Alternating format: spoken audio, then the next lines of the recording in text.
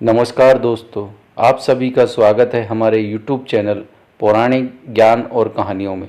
दोस्तों, आज मैं आपके लिए एक नई कहानी लेकर आया हूँ, जो कि है स्वर्ग के अलावा एक और स्वर्ग। एक जिद पूरी करने के लिए विश्वामित्र जी ने बनाया त्रिशंकु स्वर्ग। प्राचीन काल में सत्यव्रत नाम का एक राजा राज्य करता था। वह प्रतिदिन पूजा पाठ किया करता था। उसके पास किसी भी चीज़ की कमी नहीं थी। वह धन दौलत से लेकर हर प्रकार की सुविधा से समृद्ध था। हालांकि इसके बावजूद भी राजा की एक अभिलाषा थी, जिसे वह पूर्ण करने की चाह रखते थे। दरअसल राजा सत्यव्रत को किसी प्रकार से स्वर्गलोक जाने की इच्छा थी। वह अपने जीवन में कम से कम एक बार स्वर्गलोक के सौंदर्य को देखना चाहते थे, लेकिन उन्हें इसका मार्ग नहीं पता था।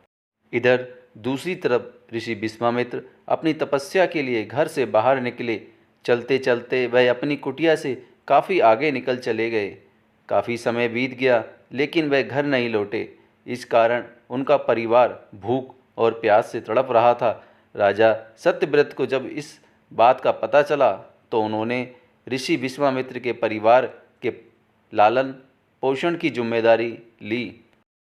कुछ समय बाद जब मुनिवर लौटे, तो वह अपने परिवार को कुशल देखकर काफ़ी प्रसन्न हुए। उन्होंने पूछा कि उनकी अनुपस्थिति में किसने उनकी देखभाल की।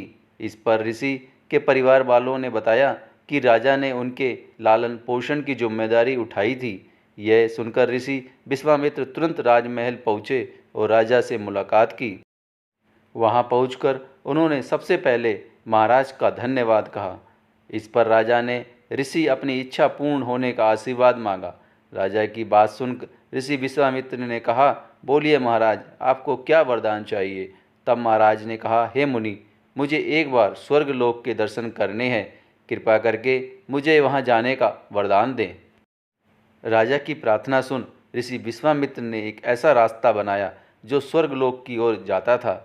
यह देख राजा सत्यव्रत बहुत प्रसन्न हुआ और वह तुरंत उस रास्ते पर चल पड़े और स्वर्गलोक पहुंच गए। ये पहुंचते ही इंद्रदेव ने उन्हें नीचे धक्का दे दिया, जिसके कारण वो सीधे धरती पर जा गिरे। राजा सत्यव्रत ने तुरंत ही सारी घटना ऋषि विश्वामित्र को बताई। राजा की बात सुनकर ऋषि विश्वामित्र गुस्से से आग बबूला हो उठे। उन्होंने तुरंत सभी देवताओं से इस बारे में बात की और इस समस्या का हल निकाला, जिसके बाद राजा के लिए एक नया स्वर्गलोक बनाया गया। नए स्वर्गलोक को पृथ्वी और देवताओं के स्वर्गलोक के बीचों बीच स्थापित किया गया, ताकि किसी को कोई परेशानी ना हो। नए स्वर्गलोक से राजा सत्यव्रत तो बहुत खुश हुए, लेकिन विश्वामित्र को एक नई चिंता सता रही थी। उन्हें डर था कि नए स्वर्गलोक कहीं जोरदार हवा के कारण गिर ना पड़े। अगर ऐसा होगा तो राजा सत्यव्रत दोबारा से धरती पर जा गिरेगा। काफ़ी सोच विचार के बाद ऋषि विश्वामित्र ने एक नया उपाय सूझा। उन्होंने नए स्वर्गलोक के नीचे एक बहुत लंबा खंभा लगा दिया, ताकि उसे सहारा मिल सके। ऐसी मानता है कि नए स्वर्गलोक के नीचे लगाया गया खंभा एक विशाल पेड़ के तने के रूप में बदल गया। यही नहीं, कुछ समय पश्चात जब राजा सत्यव्रत की मृत्यु हुई, तो उनका सिर एक फल में तब्दील हो गया। तभी से इस खंभे को नारियल का पेड़ कहा जाने लगा, जबकि राजा का सिर नारियल के रूप में जानने लगा।